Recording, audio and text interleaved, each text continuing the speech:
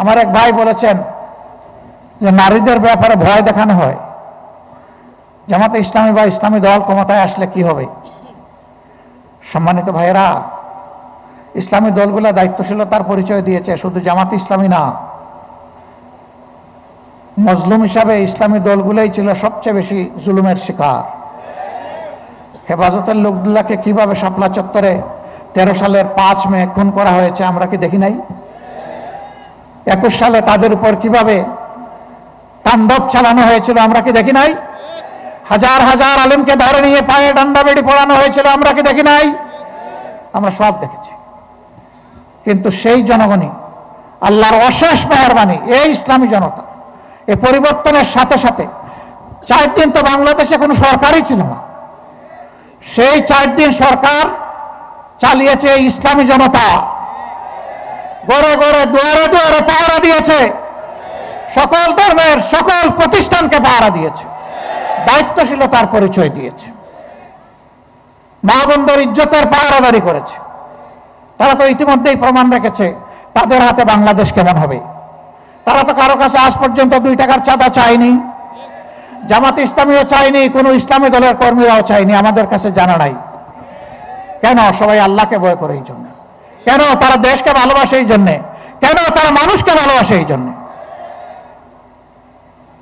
ইনশাআল্লাহ কোরআনের ভিত্তিতে যে দেশ হবে, সেই দেশে মা বোনেরা ইজ্জতের সাথে থাকবে।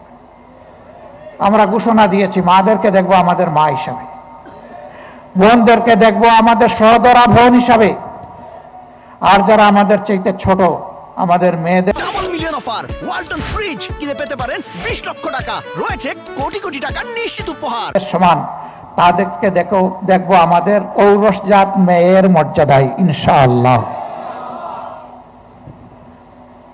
যুদ্ধের ময়দানে রাসূল করিম সাল্লাল্লাহু আলাইহি সাল্লামের সাথে মহিলারা যুদ্ধ করেছেন, উম্মতের উস্তাদের দায়িত্ব পালন করেছেন, ব্যবসা বাণিজ্য করেছেন, রাষ্ট্র গঠনে অবদান রেখেছেন, রাষ্ট্রীয় কাজকর্মে আল্লাহর রসুলকে এবং খোলাফায়ে রাশেদার নিয়ামতদেরকে পরামর্শ দিয়ে সাহায্য করেছেন।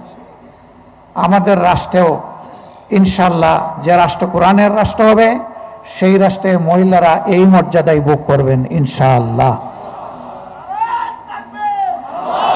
বলে যে জামাতে ইসলামী ক্ষমতায় গেলে, ইসলামী দল ক্ষমতায় গেলে মহিলাদেরকে তালাবদ্ধ করে রাখবে। আল্লাহ রসুল তালাবদ্ধ করেন নাই, তা আমাদের হাতে তো তালা আসলো কোত্থেকে যে আমরা তালা লাগাই দেব? প্রশ্নই উঠে না।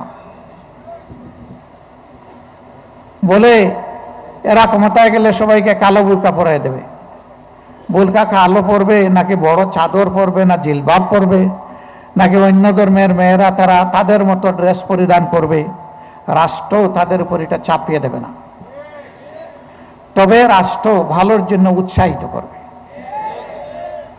তারা উৎসাহিত হয়ে, আমরা বিশ্বাস করি গর্বের সাথে সকলেই নিজের ইজ্জত, নিজের সম্মানকে আরো উপরে তুলে ধরার জন্য তারা ইনশাল্লাহ গর্বের ইজ্জতের পোশাক পরিধান করবেন ইনশাল্লাহ।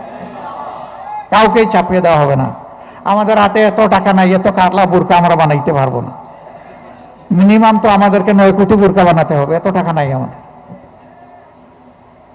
এটা আমাদের কর্মসূচি নয়, টাকা থাকলেও না, এগুলা ভীতি সৃষ্টি করার জন্য করা হয়। এক সাংবাদিক আমাকে জিজ্ঞেস করেছে যে আপনারা ক্ষমতায় গেলে দেশ কি আফগানিস্তান হবে না পাকিস্তান হবে? আমি না, দেশ তো বাংলাদেশই থাকবে, তা আফগানিস্তানও হবে না পাকিস্তানও হবে।